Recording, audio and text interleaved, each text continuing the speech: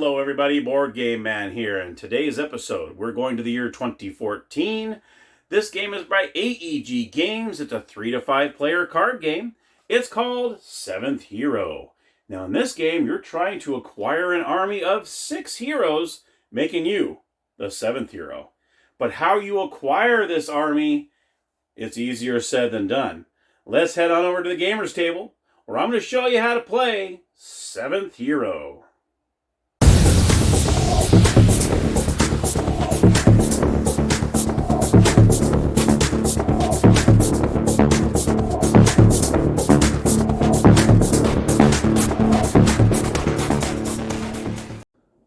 Alright, here we are at the gaming table. It's time to look at 7th Hero. Okay, as you can see, there's the components right there. A stack of 77 cards. You have 7 heroes, 11 of each in the stack. You also have 5 reference cards, which are really nice. You have one side that goes over each and every one of the heroes and what their abilities are. And on the other side, it shows you like the setup and then how you take a turn. Okay? You also have the instruction booklet. And there we go. There you have it. So first I'm going to go ahead and show you the setup. Then I'm going to go ahead and show you the gameplay. And then we'll go over each and every one of the heroes as to what they do. All right. So first things first, you're going to go ahead and shuffle up your cards. I'm going to go ahead and get these out of the way here.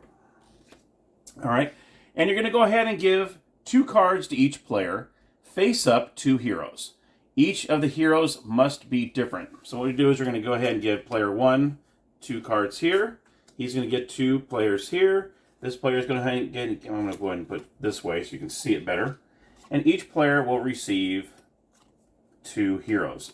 Like I said, each one of these heroes must be different. If you say this happened, where this player got 1 and 1, you would actually take one of these, shuffle it back in the deck, and then redraw one, because each and every person should have 2 different heroes to start off the game. All right. Then what you'll do is you're going to take these cards, and you're going to divvy out 5 cards to each player. That's going to be in their hand. That's going to be kept secret. 1, 2, 3, 4, 5. So that's what you're going to do. Give each player 5 cards to start. 2, 3, 4, 5. And 1, 2, 3, 4, 5. After you've given each player 5 cards, you're going to go ahead and place the draw pile right here. And everyone's going to start looking at their cards to see what they have.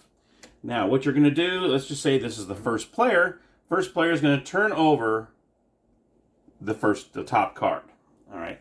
Then what happens is you're going to go ahead and look down at the bottom, and it's going to tell you what type of hero you need to send around the board. Now let me go ahead and go over what you're trying to accomplish in the game. The goal of the game is you're trying to get 6 unique heroes, which makes you the 7th hero. And that's how you win the game. So you're trying to get 6 of the 7 heroes. But it's how you get these heroes that makes this game very, very interesting and fascinating as far as I'm concerned. So, what you need to do is at the very bottom here, it tells you what kind of hero you're going to send out to everybody. So, you see here we have 2 2s, we have a 3, we have a 4, and a 6. All right. So, what you're going to do is you're going to read on the bottom, it says needed hero, number 3 or lower. So, what you're going to do is you're going to look at your stack, and you can see here I have 3 cards that match that. I have 2 2s and a 3. All right. So what I'm going to do is I'm going to go ahead and send this 2 out. Okay. Now what you do is you're going to send it face down to the next player over. This player is going to decide whether they want to pick up this hero or they want to pass it on. Because the one thing you do not want to do is if you take a hero and it matches a number you have here, they both kill off each other and you lose that hero that is in your hand. So you got to be very, very careful. It's all about your gut feeling for the most part in this game. Now, so what I did was I gave this card over here face down. Now he shows here number 3 or lower. Well, he's kind of worried here because the 2 heroes he has is a 1 and a 3. So the only odds of is a 2, but he doesn't know this is a 2. So he might decide, you know what, I'm going to go ahead and pass. So let's just say he passes. The card goes over to the next player. He's going to decide, okay, do I want to take a chance on this? Because it's number 3 or lower. He only has a number 3, but he has a 7, so he knows that's clear. But this 3 might be in the way. Let's just decide he passes. Goes over to this player. This player decides, okay, I have a 3 and a 5. do I want to take that chance? Now, let's just say he does take the chance. He wants to take the chance. I'm going to go ahead and take this hero. He flips it over, and it's a 2. So congratulations. Now he's just added to his heroes. Now he's halfway there to winning the game. So now he has a 2, 3, and a 5, and he gets it. Now, let's just say he passed on that.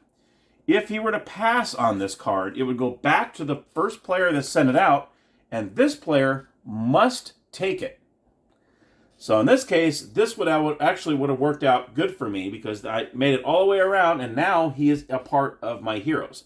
Because the ones in your hand are not part of your heroes yet until they get face up in front of you. So that worked out for me. So sometimes you want to try to squeak out a card, hopefully, that will come back to you, but then there's times when you might have a card where you don't want it to come back to you.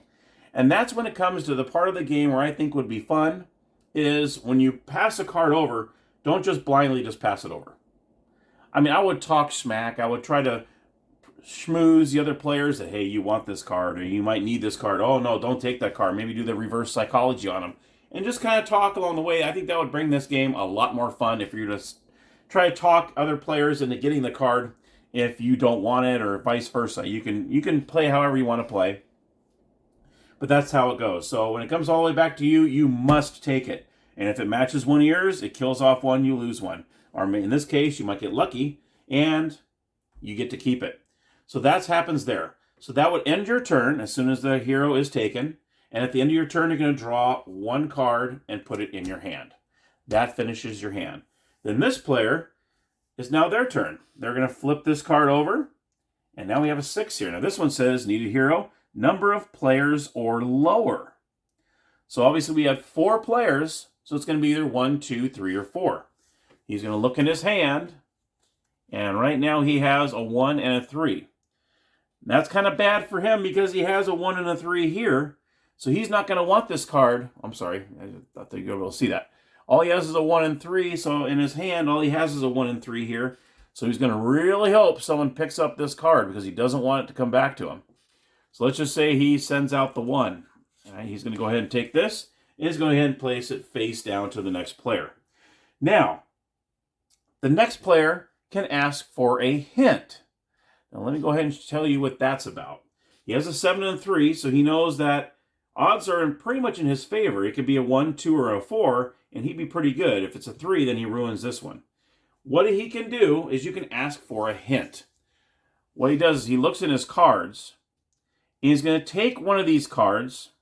So let's just say he takes the 4 here, and he can give it face down to the player that laid down and sent the hero and says, is this the hero you just sent?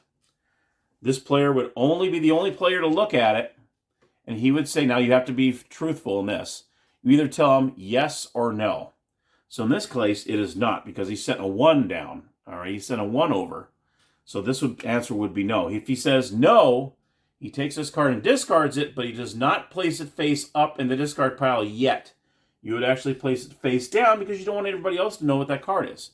And now he lost a card in his hand. So now he knows it's not a 4. Okay?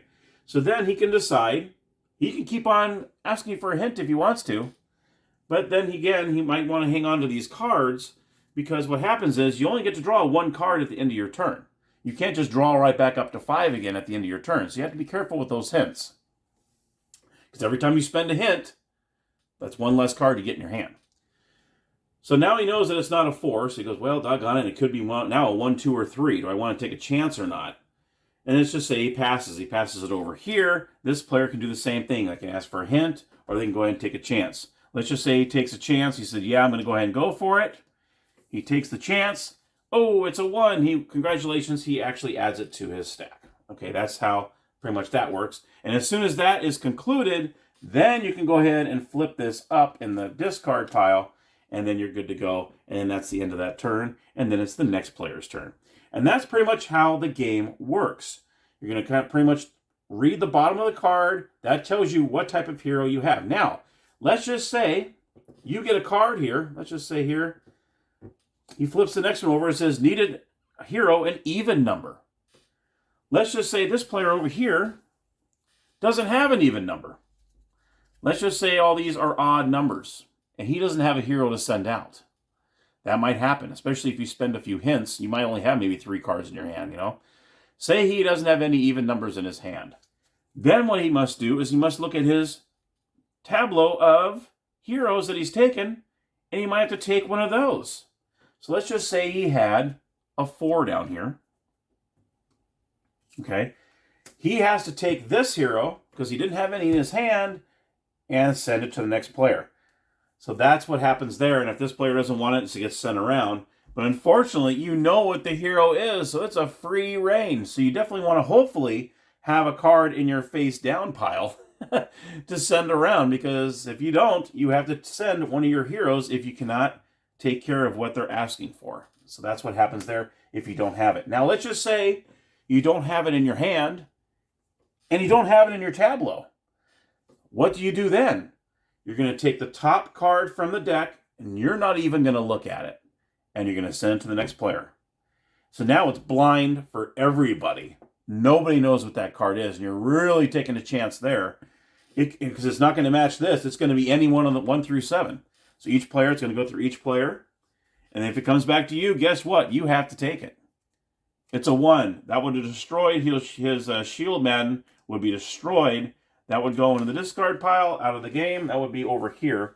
You'd place that in the discard pile next to you, and now he's down to 2 heroes. So that's what that happens when you don't have it in your hand or you don't have it in your heroes. You must take a top card from the deck face down, or you don't even look at it, and it goes around the board. Now let's go ahead and go over these heroes. What kind of power they give you throughout the game. Okay, so let's look at Shield Maiden, number 1. Their powers are up on the top, and the bottom is what you use during the game. At the very top, it tells you what their ability is. So number 1 is nullify an ability as an interrupt. So what that means is if another player wants to use their card to use as an ability, you can go ahead and use this card right here, and that'll nullify that try. So what you'll do is once you use one of these powers in your arsenal here, or your tableau, you're going to turn it sideways.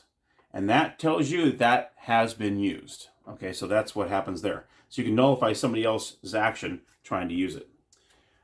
2 is the Worm Slayer. He is discard the Wandering Hero. So if you know that hero, because obviously that's the one you sent around, okay, and you know that this person has 5 heroes and that hero is going to make that person win the game, you can go ahead and discard it and turn it sideways. Say, you know what, I'm discarding that Wandering Hero. It's out of the game. You can pull it right out from the game.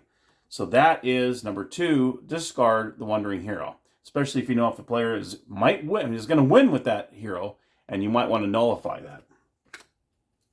Number 3, this is the Chieftain. Renew one of your hero's abilities.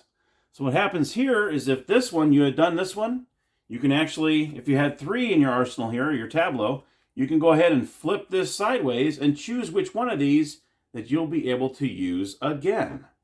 Okay, and then that one is available for use one more time. That's what number 3 does. So that can be pretty powerful depending on which one you used.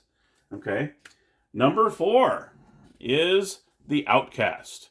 He is another player of your choice cannot recruit the Wandering Hero, just like it says. So you say, you know what? Nope, I don't allow you. I'm not allowing you to recruit that hero. That's pretty much what that card is. Number 5, this is the Oracle. You can actually look at the Wandering Hero. So you get that card, you're not too sure what it is, you can actually take a peek and decide whether you want to take it or not. So that is a good card right there. Number 6, the main player may send any hero. So you can go ahead and disregard what it says on the bottom. Say it says even number. Maybe you can trick them. Say, I'm going to use this power right here. You're going to put it sideways. Make them think you're not sending an even number, but maybe you might send an even number after all. Or you can send any of them, like these other ones here. Number of players are lower. Well, maybe you want to send a 5, 6, or 7. You can do that if you use this power here. This is a pretty good card as well. You can either really use it, or you can bluff and maybe you need a number 1 card. Everyone has 1 through 3 or something, and then you go, oh, I'm going to use a higher number, and then say that, and you can maybe try to squeak it through and maybe get your card. So this is a good card as well. Number 7 is the Forest Strider. Now he allows you to draw 2 cards at the end of your turn instead of just the one, which would help if you used maybe 1 or 2 hints. At least you can gather up 1 more of those cards back in your hand. And those are the 7 heroes. And that's the game. That's pretty much what you're trying to do. And the first player to get 6 unique, just like so. Let's see if I can do that. Here we go. As soon as you're the first player that gets 6 unique heroes, and that makes you the 7th hero, and you win the game. And that, my friends, is 7th Hero by AEG Games. Let's head on over to the game room, and I'll give you my final thoughts. All right, so my final thoughts on 7th Hero. What a cool little game. What a cool little game. It's not like your card passing game or drafting game where you pick one, you bring it, you put your, it's not like the Sushi Go at all. I like that you actually have to choose one that the cards tell you what you have to choose. And if you don't have it, then you have to send one of your own army out there, which is definitely not something you want to do. So you don't want to use too many hints, because every hint you use, you have to discard that card after the fact, whether you got it right or not, and you might deplete how many cards you have in your hand. So there's a lot going on in this game. You're trying to get 6 of the 7 that are out there, which is kind of difficult to do unless you really take a chance or use a hint at the right time. Probably the best time to use those hints if you're 1 or 2 away from winning the game. So definitely Break Out the Thumb Meter is definitely a thumbs up. I highly recommend you get it if you can find it. I think it's under the radar. I think this game should be a little more well known, and that's why I wanted to do this episode. I did find this at McKay's over there for $9 for $8.95. So hopefully you can find it for that price or cheaper. Hopefully you can. And like I said, I highly recommend it. Let me know in the comments down below whether you have the game, maybe you don't have the game, maybe you've never heard of the game, and maybe now you want to get it. Or maybe you're like, I saw it, but now I'm glad I didn't get it. You never know. Any way you feel about the game, I'd love to see the comments down below. Let me know what you think about it. And that is my review on 7th Hero. Thank you so much for watching as always. And as always, happy gaming.